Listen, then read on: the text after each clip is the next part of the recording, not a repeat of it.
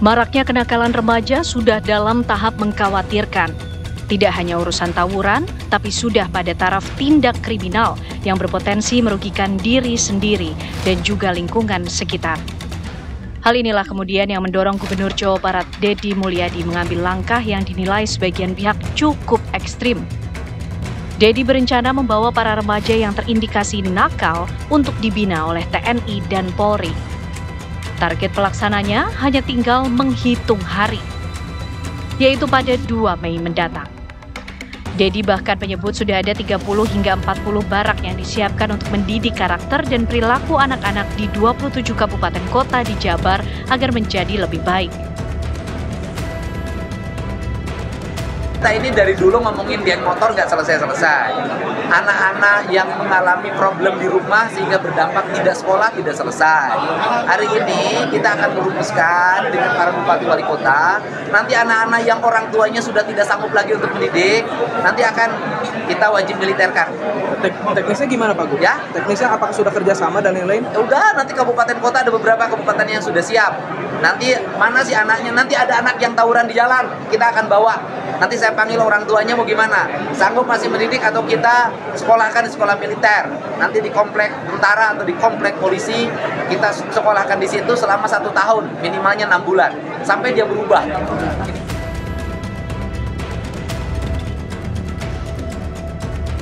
Apakah pendidikan berbasis militer ini tepat untuk anak-anak yang terindikasi nakal? Lalu, apakah ada yang kurang tepat dari sistem pendidikan di Indonesia saat ini?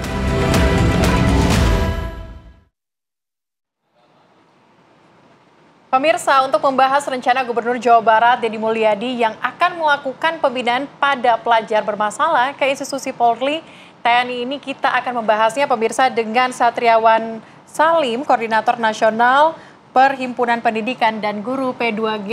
Ya. Selamat siang. Selamat siang, Mbak. Oke, Pak, mungkin bisa diceritakan ini pandangan Anda terkait dengan program yang akan dilakukan oleh Pemprov Jawa Barat ini seperti apa? Apakah Anda setuju atau seperti apa? Ya, yang jelas kalau kita lihat komentar netizen umumnya orang tua setuju ya gitu ya. Karena mungkin berpikir wah ini harus pakai cara-cara yang luar biasa karena memang kondisinya juga sudah luar biasa gitu ya. Ketika anak-anak itu bukan lagi kenakalan remaja tapi sudah melakukan tindak kejahatan pidana gitu ya. Geng motor, tawuran, membawa sajam, membunuh dan seterusnya.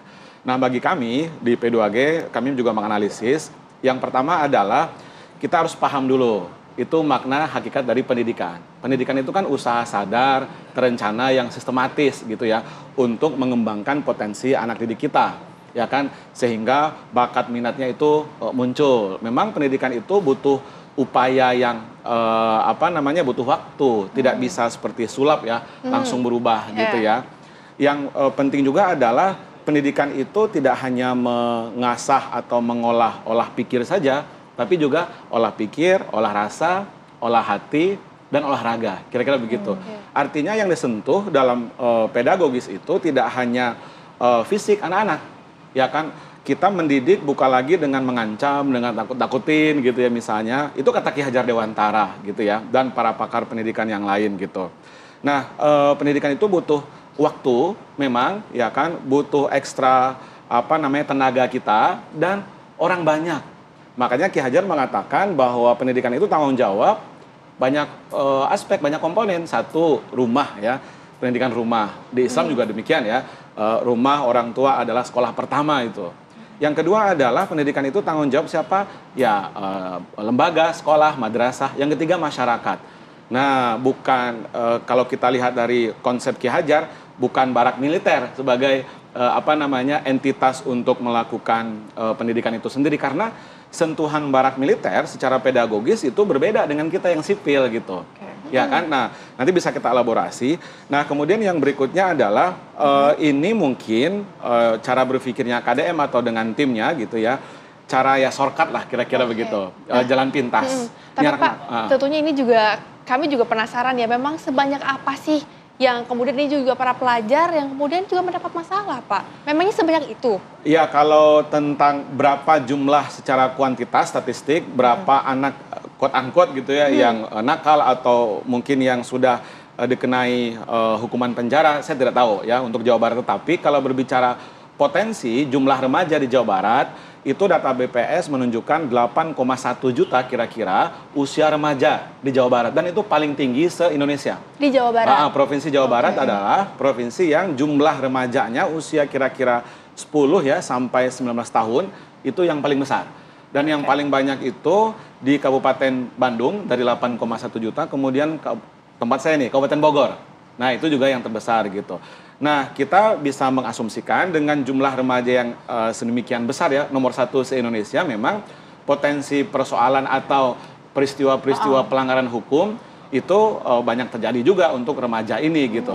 Tetapi sebenarnya kalau berbicara sistem hukum, setahu saya dalam bacaan kami, terkait anak-anak yang tadi disebut anak nakal, yang melakukan tindak kejahatan, pidana, kekerasan, tawuran, dan seterusnya, itu sudah diatur oleh peraturan undang-undang sendiri, undang-undang SPPA, Sistem Peradilan Pidana Anak. Jadi kalau sudah masuk ke konteks peradilan anak, itu si anaknya itu nanti bukan oleh tentara diasuh digemblengkan, tetapi mereka dirawat ya kan, diasuh oleh lembaga sendiri, LPKS atau LPKA, lembaga pembinaan khusus anak atau lembaga pembinaan kesejahteraan sosial gitu. Tapi itu badannya bukan tentara gitu. Iya, tapi kalau kita melihat juga terkait dengan kasus kenakalan remaja seperti yang Anda sampaikan tadi, sebenarnya kenakalan-kenakalan yang terjadi pada remaja, khususnya anak yang masih sekolah, itu terjadi karena apa sih, Pak? Ya, ini pertanyaan menarik ya. Kita sebagai pendidik tentu harus punya kepekaan juga ya, gitu kan, termasuk riset-riset ilmiah mengatakan bahwa